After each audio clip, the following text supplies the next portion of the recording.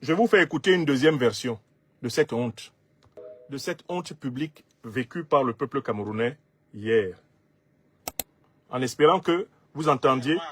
Monsieur le Président de la République élu, vous engagez-vous. Levez-vous. Comment? Mettez-vous debout. Maintenant, je dois me lever. Qui va lire le serment? Bon, je vous retranscris le discours et vous retrouverez la vidéo sur ma page Facebook pour pouvoir l'écouter dans des meilleures conditions d'écoute par vous-même. Mais nous avons relevé tout le contenu du dialogue. Voici le dialogue qui a été ébruité précisément et qui est en fond sonore du propos du président de l'Assemblée nationale en train de prononcer le serment. L'aide de camp dit ceci: levez-vous, levez-vous, mettez-vous debout, monsieur le président de la République. Paul Biya répond à son aide de camp: comment? Comment? L'aide de camp dit: mettez-vous debout, monsieur le président de la République. Il est en train de lire le serment. Et Paul Biya répond encore à l'aide de camp: maintenant, je dois me lever. L'aide de camp lui dit: oui, monsieur le président de la République, maintenant. Il est en train de lire le serment. Voilà les propos prononcés publiquement par Paul Biya et son aide de camp et qui ont été enregistrés par la grâce de nos ancêtres dans les micros de la République du Cameroun. Quelle est l'analyse honnête qu'il faut faire de ces propos?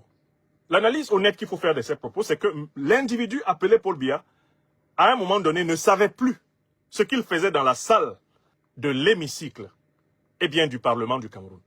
L'individu nommé Paul Biya ne savait pas qu'il était en train d'assister à une cérémonie de prestation de serment d'un président de la République du Cameroun. Ça, c'est la deuxième information évidente. Troisième information évidente, l'individu nommé Paul Biya ne savait pas que le président de la République élu, dont parle à très haute voix le président de l'Assemblée nationale, Kavaï Yeguie Djibril, ce président-là, c'est lui, Paul Biya. Paul Biya pensait qu'on parlait de quelqu'un d'autre. Quatrième information évidente, Paul Biya ne sait pas précisément que c'est de lui qu'il est question. Voilà pourquoi il ne se lève pas. Puisque un Paul Biya, possédant ses facultés mentales, saurait que, et cela il est dans le protocole d'État depuis 1961, un Paul Biya, possédant ses facultés mentales, saurait se lever au bon moment pour prêter serment. Par ailleurs, n'oublions pas que l'homme a eu à l'origine une formation de juriste. Donc il n'y a aucun doute qu'un Paul Biya, possédant toutes ses facultés mentales, n'aurait jamais dégamé. D'accord? Mais ce qui est intéressant ici, c'est de voir que Paul Biya est forcé. Il est littéralement forcé par l'aide de camp à se lever. Sans avoir compris pourquoi il doit se lever, il obéit à l'aide de camp parce que l'aide de camp insiste. Vous devez vous lever. Levez-vous. Il est en train de lire le serment.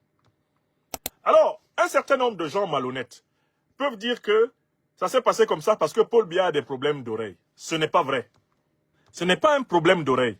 Quel que soit le degré de surdité de Paul Biya, il n'est pas entièrement sourd.